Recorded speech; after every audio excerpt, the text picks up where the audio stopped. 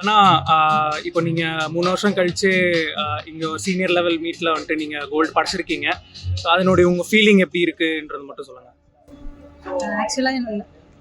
ஆக்சுவலாக நான் வந்து ஒரு ரெக்கார்ட் வைக்கலாம், மீட் ரெக்கார்ட்னாச்சும் வைக்கலாம் அப்படின்ற ஒரு ப்ரிப்பரேஷனில் தான் வந்தேன். பட் ஓகே, ஒரு 3 இயர்ஸ் கழிச்சு நம்ம கம்பேக் கொடுக்குறனால ஒரு ட்ராக்கை பார்த்தது கொஞ்சம் நர்வஸாக இருந்துச்சு. 3 இயர்ஸ் கழிச்சு நம்ம ட்ராக்கில் வரனால கொஞ்சம் நர்வஸாக இருந்துச்சு.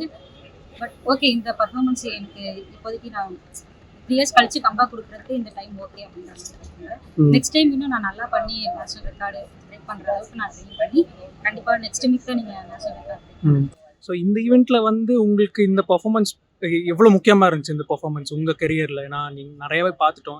இந்த பர்ஃபார்மன்ஸ் உங்கள் கெரியரில் எவ்வளோ முக்கியன்றது மட்டும் சொல்லுங்கள். இது வந்து எப்படின்னா, திரும்ப கம்பேக் கொடுக்க முடியாது அப்படின்னு சொன்னவங்களுக்கான ஒரு பதில் தான் இந்த மீட்டும் இந்த டைமிங்கும்.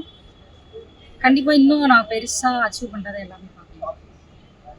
ஓகே, ஸோ கடைசியாக இப்போது நாங்கள் அப்போ கேட்ட மாதிரி தான் ஃபினிஷ் லைன் வந்ததுக்கப்புறம் அந்த ஒரு சின்ன ஒரு 5-10 செகண்ட்ஸ் வந்து உங்களுக்கு வந்து ஒரு பயம் இருக்கும். அந்த மூமெண்ட் மட்டும் நீங்கள் ஜஸ்ட் எக்ஸ்பிளைன் பண்ணுங்கள் ஃபினிஷ் ஆனதுக்கப்புறம்.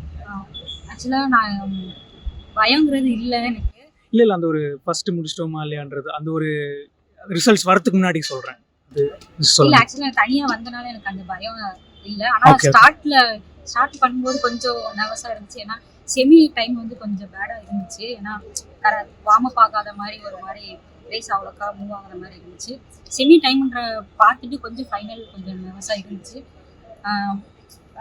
கொஞ்சம் ஒரு 80 தாண்டினதுக்கப்புறமே கான்ஃபிடன்ட் வந்துருச்சு. ஏன்னா கொஞ்சம் தனியாக வந்த மாதிரி ஃபீல் ஆச்சு.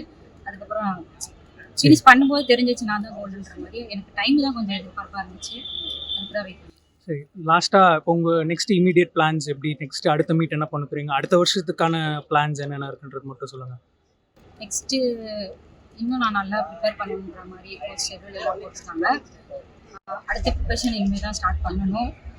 நெக்ஸ்ட்டு நான் இன்னும் கொஞ்சம் கேப் எடுத்து நான் அடுத்த காம்படிஷன் பண்ணலான்ற மாதிரி திங்க் பண்ணிகிட்டு இருக்கேன்.